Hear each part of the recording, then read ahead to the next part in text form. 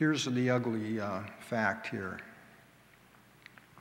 The budget deficit looking out to 2012-2013 is now $5.8 billion.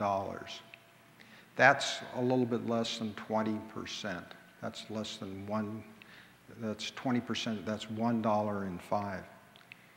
Now there are ways to reduce this budget deficit, and there are some relatively easy pieces of smoke and mirrors that can get this budget deficit down to about $3 billion. But $3 billion is still 10% of the budget. And the problem may appear to be even a little worse when you realize that the revenue projections that are in this forecast assume that we're going to have an increase in revenues of about 10% over 2010-2011.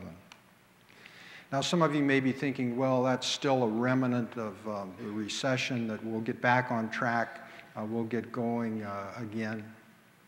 I'm here to tell you that it's not just a remnant of the recession.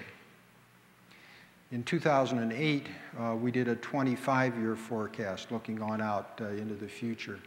And that 25-year forecast had some good news and some bad news.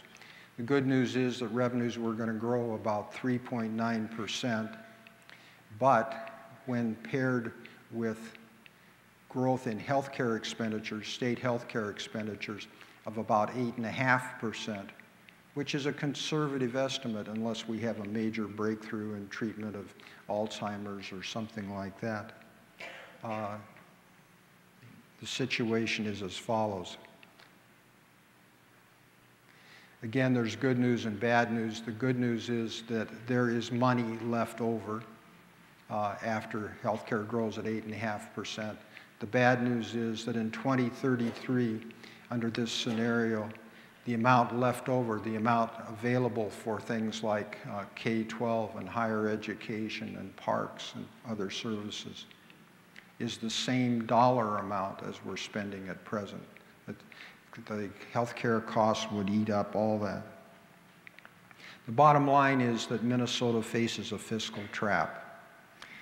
And that's what we told, what Tom Gillespie, the state demographer, and I told the leadership summit that met last September. We told them that Minnesota faces a fiscal trap. Now, we choose those words carefully. The word faces is an important word because we're not in a fiscal trap. This is not California, but we are on the edge. We face a long-run structural problem. Short-run solutions will not solve them. Trend growth is not going to be sufficient. Fundamental changes are going to be necessary.